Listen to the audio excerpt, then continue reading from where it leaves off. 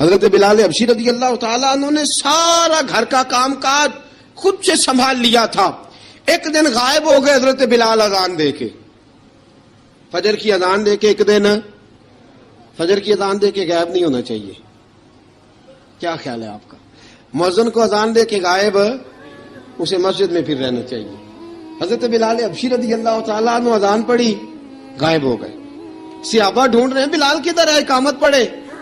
حضور نے فرمایا ٹھہر جاؤ, بلال آئے گا تو اقامت پڑھے گا. بلال آئے گا تو جلدی نہ کیا کرو مسجد میں. اگر 2-4 منٹ کبھی دیر ہو جائے نا نماز میں تو جلدی کوئی بات نہیں, اللہ کے گھر ہی آئے ہو نا, جلدی نہ مچایا کرو. اللہ کا گھر ہے, رحمت والی جگہ ہے. حضور نے فرمایا بلال آئے گا تو اذان پڑھے گا. اب سب صحابہ خاموش ہیں کہ بلال جاتا نہیں, کام بھی اس کا کوئی ایسا نہیں. حضرت بلال دوڑے آئے, جلدی دوڑے آئے. رسول پاک صلی اللہ علیہ وسلم نے سوال ہی نہیں کیا کہ بلال تو کدھر سے آیا ہے. فرمایا آ گئے ہو؟ حضور آ گیا ہوں. پڑھو اقامت, پڑھو اقامت. پڑھی, جماعت ہو گئی. اب صحابہ کرام علی مریدوان حیران ہے کہ حضور نے پوچھا ہی نہیں اور بلال آیا بھی دیر سے. حضرت جناب سیدنا صدیق اکبر, جناب مقداد, جناب سلمان فارسی, چند صحابہ نا حضرت بلال کو لے کے, کون ہے بلال تو کدھر تھا؟ راز کی کوئی بات ہے جو بتاتا نہیں, کدھر تھا؟ حضرت بلال رضی اللہ تعالیٰ عنہ کی آنکھوں میں آنسو آ گئے, رو پڑے. کہ بلال کوئی گہری بات ہے, بتا معاملہ کیا ہے, روتا کیوں ہے؟ حضرت بلال حبشی رضی اللہ تعالیٰ عنہ فرمانے لگے جب حضرت خدیجۃ الکبریٰ گھر میں چکی پیستی تھی, تھک جاتی تھی نا, تو میں مدد کرایا کرتا تھا. کتنے دن بیت گئے, جب فجر کی اذان دینے کے لیے گزرتا ہوں تو حضرت فاطمہ الزہرا کے بچے روتے ہوتے ہیں. فرمایا میں نے حضرت فاطمہ کو گود میں کھلایا ہے. مجھے اپنے محبوب کی شہزادی سے بڑا پیار ہے. کئی دنوں سے حضور کی خدمت میں عرض کر رہا تھا یا رسول اللہ کو مہربانی فرمائیں. حضور نے رات پیغام بھیجا ہے سیدہ فاطمہ کو کہ بلال جب آئے تو پردہ کر کے اندر چلی جایا کر. حضرت بلال فرماتے ہیں اذان دے کے گیا تھا حضرت فاطمہ کے گھر. میں نے کہا محبوب کی بیٹی ذرا پردہ کر لے, تو بچوں کو دودھ پلا, میں تیری چکی پیس دیتا ہوں. حضرت بلال حبشی کی آنکھوں میں آنسو رو رو کے بتلاتے ہیں. فرمایا سیدہ طیبہ طاہرہ حضرت فاطمہ الزہرا, میرے حبیب نے پتہ کیا فرمایا؟ فرمایا جس نے فاطمہ کو راضی کیا اس نے تو مجھے راضی کیا.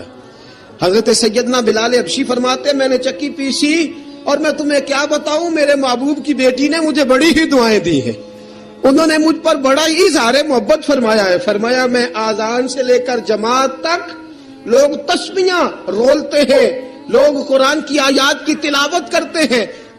آذان سے لے کر جماعت تک لوگ مختلف قسم کے اذکار میں مشغول ہوتے ہیں. فرمایا میرا ذکر سنو, میری تلاوت سنو, میرا وظیفہ سنو. میں آذان سے لے کر جماعت تک محمد عربی کی بیٹی کی خدمت کرنے چلا جاتا ہوں. رسول پاک صلی اللہ علیہ وسلم کی شہزادی کی چکی پیس کے آیا.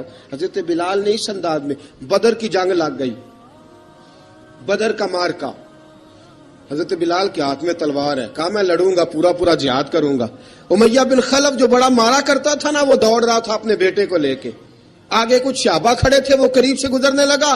حضرت بلال نے فرمایا ذرا پکڑنا امیہ کو, یہ مجھے مارا کرتا تھا, ذرا پکڑنا, نہ جانے نہ دینا. امیہ کو صحابہ نے روکا. حضرت عبد الرحمن ابن عوف نے پکڑ کے ایک زور سے گھونسا مارا, ادھر جا کے گرا. حضرت بلال تلوار لے کے کھڑے ہیں امیہ کے سر پہ. کہا امیہ میں تجھے نہیں کہا کرتا تھا اللہ میرے مصطفیٰ کو بڑی عزتیں عطا فرمائے گا؟ میں تجھے نہیں کہا کرتا تھا کہ خدا ہمیں غلبہ دے گا؟ هو الذی ارسل رسولہ بالہدی ودین الحق لیظہرہ علی الدین کلہ. میں نہ کہا کرتا تھا کہ اللہ اس دین کو ہر دین پہ غلبہ دے گا. فرمایا دیکھ اللہ نے ہمیں عزت دے دی, دیکھ تو ذلیل کر دیا گیا. حضرت بلال نے مارا, گردن اڑا دی. حضرت ابوبکر صدیق پیچھے دیکھ رہے تھے, دوڑے ہوئے آئے. کہا بلال مبارک ہو, بلال مبارک ہو, آج تو تیرے سارے بدلے پورے ہو گئے. حضرت بلال نے سجدہ شکر ادا کیا. میرے دوستو بڑی باتیں ہیں جناب بلال کی کرنے والی. یہ وقت ساتھ نہیں نہ دیتا کسی کا, یہ رک جاتا ہے, یہ کہتا ہے کہ بس اب رک جاؤ, وقت ہو گیا آگے گزرنے کا. حضرت بلال حبشی رضی اللہ تعالیٰ عنہ رسول پاک کا وصال ہوا نا, حضرت بلال نے منہ سے لفظ ہی کوئی نہیں ادا کیا.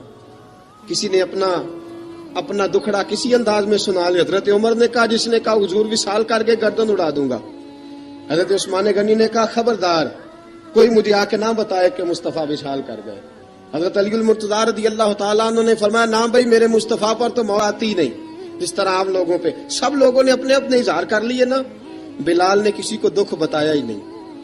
ایک کونے میں بیٹھ کے نا حضرت بلال اکیلے آنسو بہاتے رہے, کسی کو بتایا ہی نہیں, اکیلے روئے. ایک شخص کہنے لگا یار بلال بولتا نہیں. کہا نہ بلاؤ اسے.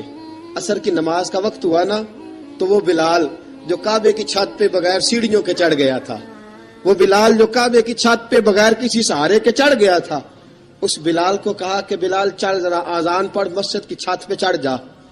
حضرت بلال کئی بار چڑھے اور کئی بار گرے, کئی بار چڑھے اور کئی بار گرے. حضرت بلال حبشی رضی اللہ تعالیٰ نے آواز دی, کہا سلمان میری مدد کرنا, میری مدد کرنا, اب مجھ سے چڑھا نہیں جاتا, اب مجھ سے جایا نہیں جاتا. جناب سلمان فارسی نے بھی سوال نہیں پوچھا کہ بلال تو بیمار ہے, یہ نہیں پوچھا. حضرت بلال کو 2-4 صحابہ نے اٹھایا, چھت پہ پہنچایا. بلال نے اذان شروع کی. جب کہا نا اللہ اکبر اللہ اکبر, وہ آواز جس میں بڑا سوز ہوتا تھا, بڑی درد, بڑی بلندی ہوتی تھی, بڑا جوش خروش ہوتا تھا, آج وہ آواز دب گئی. جب بلال نے کہا نا اشہد ان لا الہ الا اللہ, حضرت بلال رضی اللہ تعالیٰ عنہ نے تھوڑی دیر روک کے سانس لیا.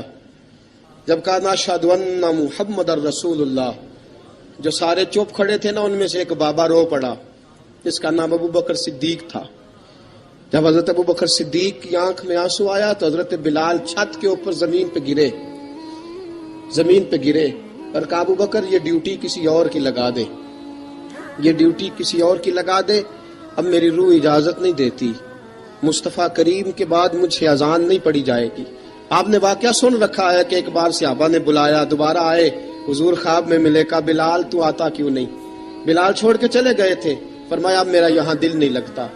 ملک شام کے شہر حلب میں چلے گئے تھے, چھوڑ دیا تھا مدینہ منورہ, اب میری نگاہوں میں جچتا نہیں کوئی, جیسے میرے محبوب ہیں ایسا نہیں کوئی. حضور خواب میں ملے, آئے مدینے. حضرت بلال آخری بار, لوگوں نے کہا اذان پڑھو, کہا مجھے وہ اذان بھول ہی گئی ہے جو مجھے مصطفیٰ کریم کے زمانے میں پڑھا کرتا تھا, مجھ سے نہیں پڑھی جاتی, نہ مجھے کہو, میں کیسے پڑھوں. امام حسن اور حسین نے آ کے دامن تھاما نا تو کہا بیٹا میں تمہاری نانی کا بھی نوکر رہا ہوں, میں تمہاری ماں کی چکی بھی پیستا رہا ہوں, مجھ سے کوئی فرمائش نہ کر ڈالنا, میں نے نوکری کی ہے اور مجھے اگر اللہ نے توفیق دی تو میں تمہارے بچوں کے پیر بھی دھویا کروں گا.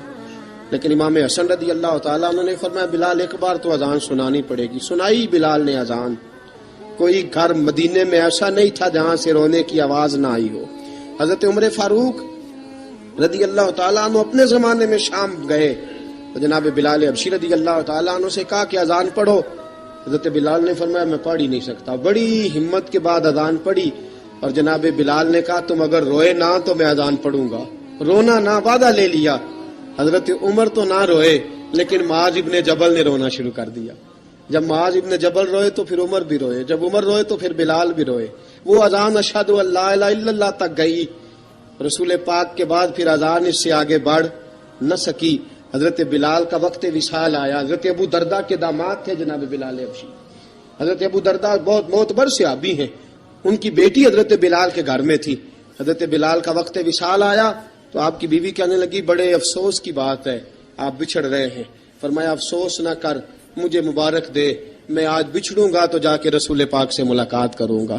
حضرت بلال حبشی نے, میرے دوستو غریب آدمی تھے نا, مال تو زیادہ نہ دے سکے لیکن انہوں نے خدمت اس طرح کی. آپ میں کھنگالتا رہا کتابیں, 28-29 کتابیں میں نے کھنگالی اس ہفتے میں حضرت بلال پر.